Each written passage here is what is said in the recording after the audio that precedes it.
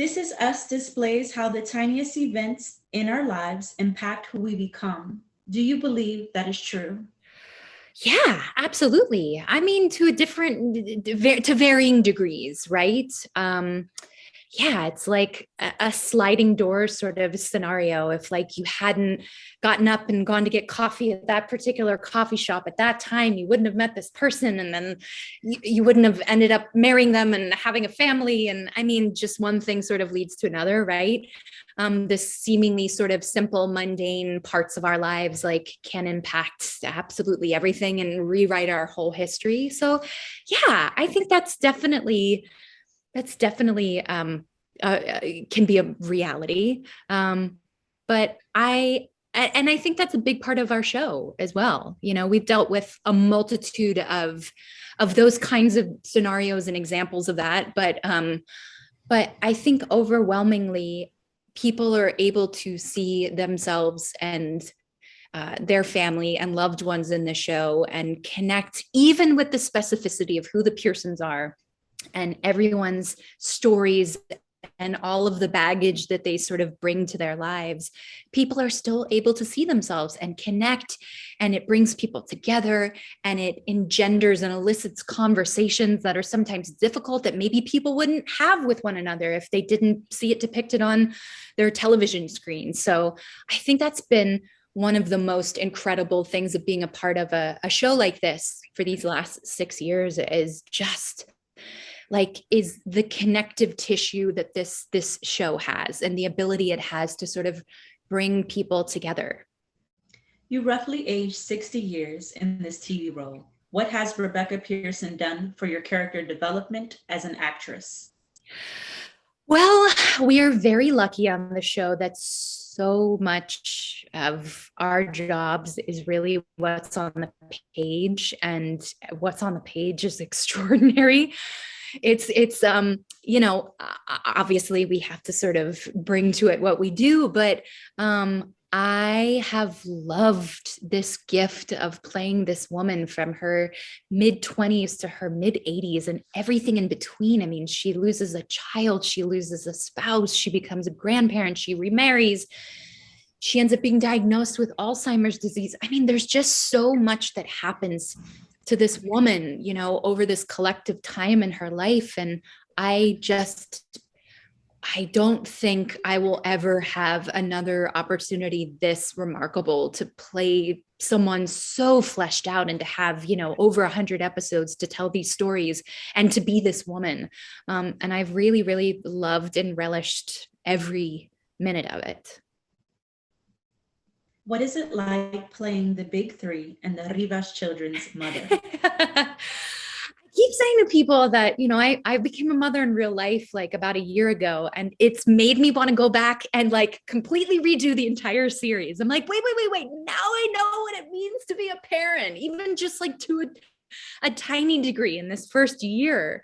Um, it's funny. Yeah, I feel like I have this whole new like bag of not tricks, but just like experience and love and empathy and fear and all of the things that like I didn't have access to before becoming a parent.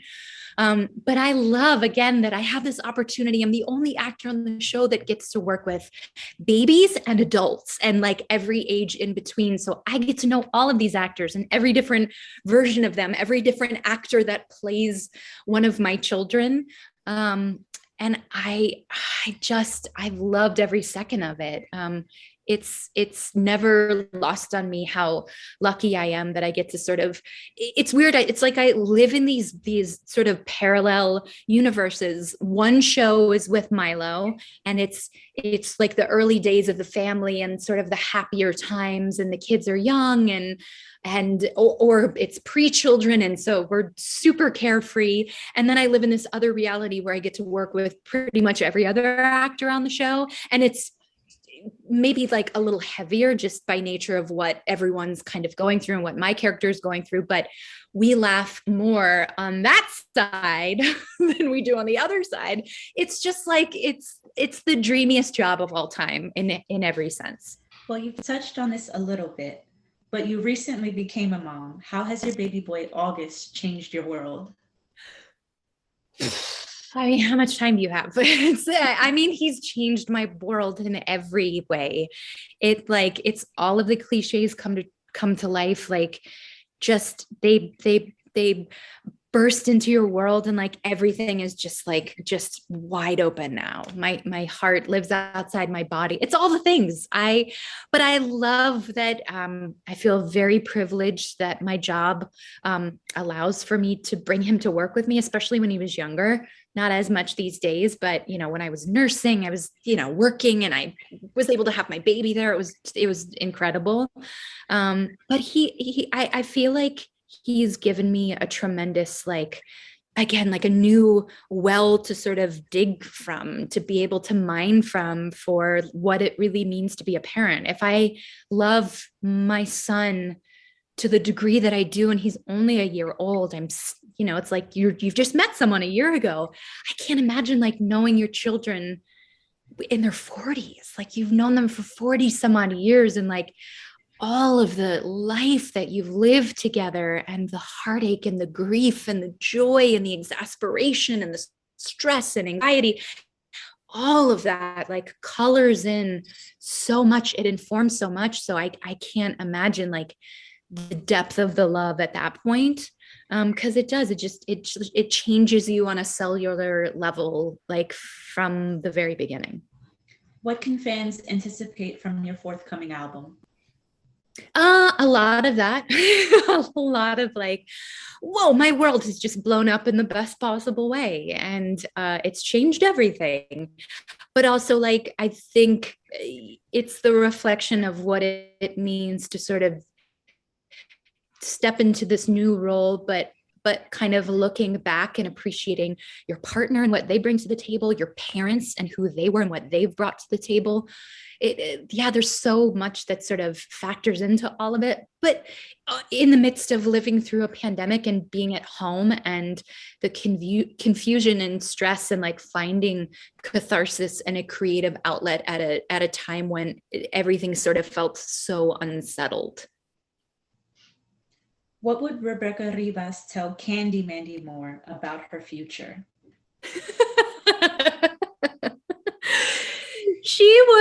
Oh gosh, she would say, buckle up. It's going to be a wild ride, but believe it or not, like 20 years from now, you will still be working in this business. You will still have a job, and you'll have a job that you love more than any other job you've ever had. And you're going to make lifelong friends with the people that you get to go to work with. You're going to do incredibly like heart fulfilling work that touches you, that touches other people.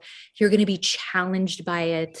I think just be prepared and be open for life to surprise you when, you least expect it.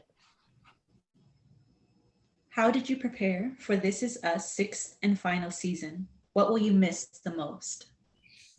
There's no real way to prepare for the end other than trying to be as present as possible, to really soak in this time. I mean, it started hitting all of us like, whoa, this may be the last time we're in this location. This may be like, we maybe only have a few more times where we have this like one-on-one scene together. I will miss my friendships. I will miss like this incredible cast and our crew. These are people we see each and every day, that we interact with, that we all sort of work together as this collective machine to make this show. And the idea that I'm not going to see those faces and we're not going to do this work together is it's so sad. It's so hard. Just because I'm like, oh man, nothing's going to measure up to this.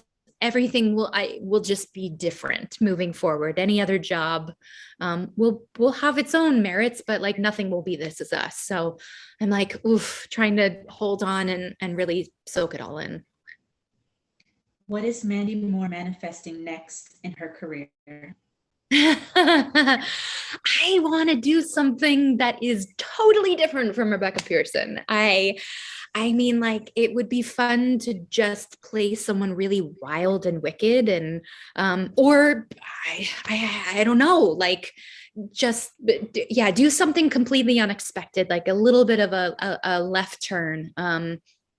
You know, I don't know what that is. I don't know what that looks like, but I'm open to anything that just like feels right, that sort of checks all those, like, you're going to work with good people, you're going to have an enjoyable experience, you're going to feel challenged, and hopefully the work means something to other people too. Like that would be, it's a tough mandate, but I'm going to stick to my guns and hopefully find it. Well, thank you so much for your time this afternoon and for connecting with the Nocturnal. I hope you have a great day. Thank you, Bianca. It was really nice to meet you.